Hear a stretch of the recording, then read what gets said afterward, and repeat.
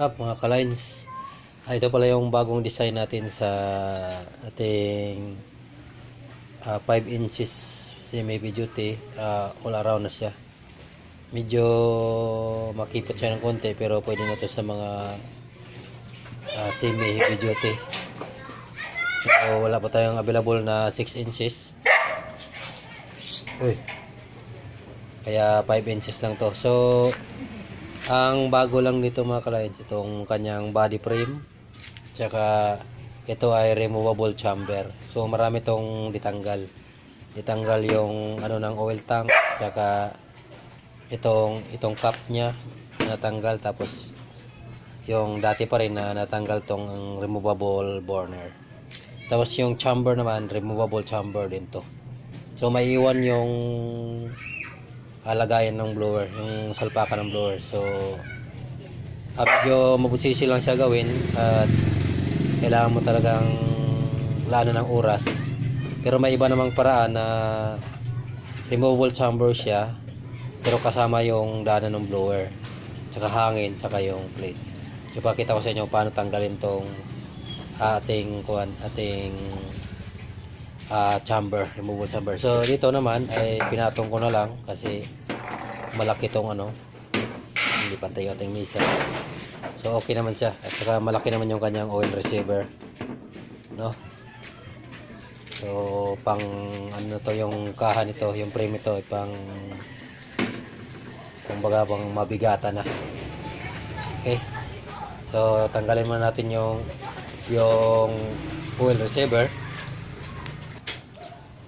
So yan po, kitang kita, yan ay mga temporary, hindi ko pa napinturan sa ilalim kasi i-fire test ko to ngayon.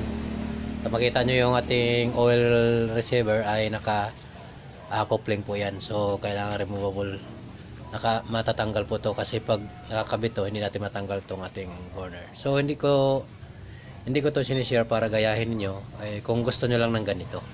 Kung sino lang gustong gagaya ay pwede. So unang yan, para matanggal yung ating removable burner chamber pala, kasi dito po igaganon lang ng konti, medyo pati ka lang, medyo basa po yung ating pintura. So i-repaint ko na lang yan pag okay na. Yung malamig na yan, ayun mga ka-lines, umiikot siya doon kasi threaded po yan. Kasi igaganyan natin yan, bago tanggalin yan. Kita nyo, umiikot na yan, yan po. So i-repaint na lang to pag dapat wala pa tong blower bago tanggalin, nakasit up na kasi. Yan po may tiplon. So hindi ko rin alam kung yan po ay tutulo ba, pero nilagay ko ng tiplon. So inuulit ko po sa mga gusto lang sa gusto lang gumaya, yan po. May tiplon po yan. Tapos sunod nating tanggalin yung chamber. Yan po. Ito. Tanggalin natin yung chamber. So nag-gloves po ako kasi dumidikit yung pintura bago pa. Silver kasi itong pintura natin. Yan po. Ang purpose lang po nito para makakuha nyo to para linisan. Ayan, may iwan na yon. So may kinabit po tayong dyan, coupling na nakakagat dito sa may pipe. So yan lang po ang bago nito.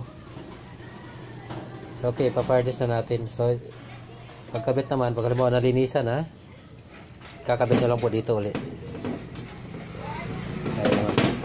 Kaya naman isang kamay. Ayan.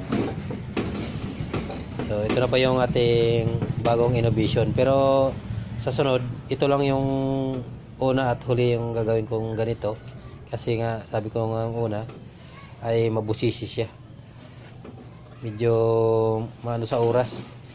Unlike siguro kung lagyan mo lang siya ng plate dyan, dito pa usli, tapos yung parang tainga lagyan mo ng butas or threaded tornilyo na lang. Tapos yun, kakabit natin yung oil receiver niya, kabit natin. Kasi naubos na yung stock ko mga ka-lines, kasi kagawa ko ng smokeless wood stove. Kaya hindi ako nakagawa agad. Shout out pala dun sa mga customer ko sa smokeless wood stove. At meron pa tayong isang customer na ang gagamitin daw niya ay tawag niyan pellets. So umorder ako ng pellets. Meron na dyan, dumating na dyan. So pambahay yung ano niya, yung in order niya. Ayan po, hanapin na lang natin hanggang humigpit. Yan.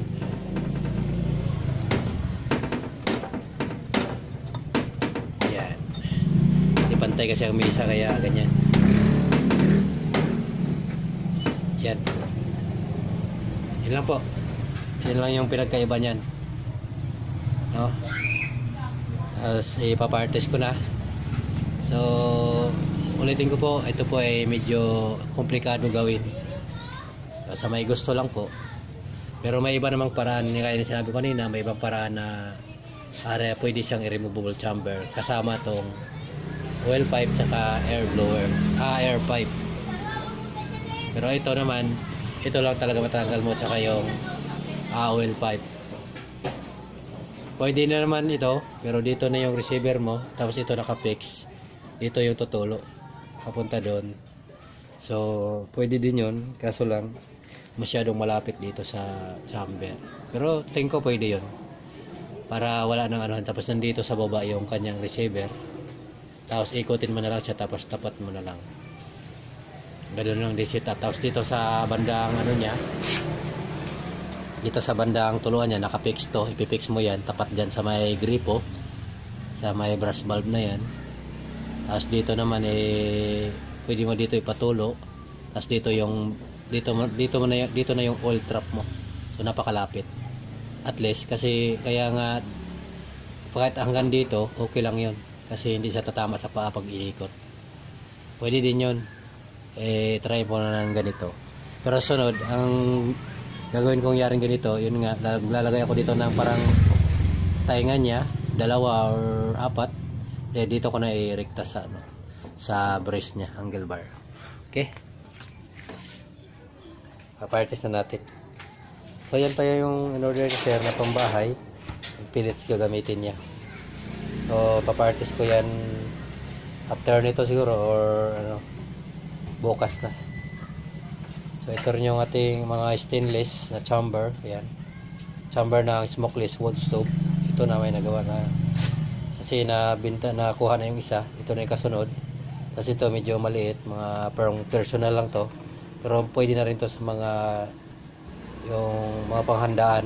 Stainless to. Hindi ka na, habang buhay ka na hindi bibili ng gas nito.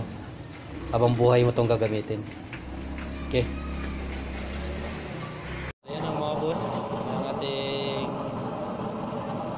new design 2024 na used oil stove. Kunti lang po nilagay nating langis dyan kasi for testing lang naman.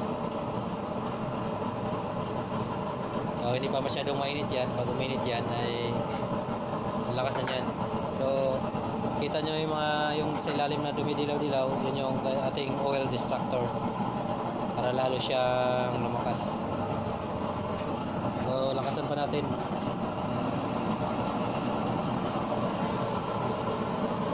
Ayan mga boss yung ano niya, ay hindi pa nakatulo yan.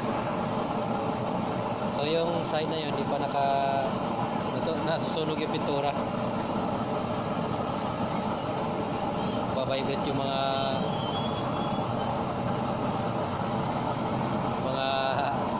stainless.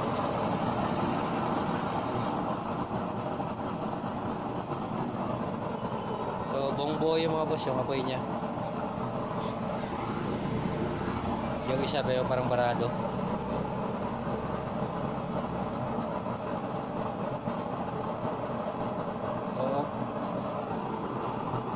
So okay naman po, wala naman siyang leg. So yan po yung sasunod kong gagawin, kasi ito po naubusan kasi ako ng heavy duty. Saka ito naka-design na sa pwede maliit, pwede malaki. Yan.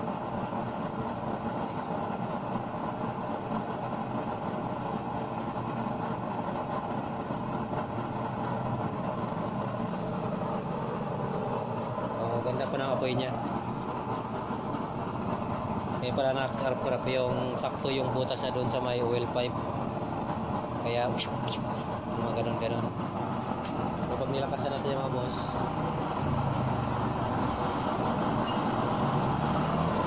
so, ganun po siya kalakas pag pag halos tinudo. Di ba kalahati ko lang yan.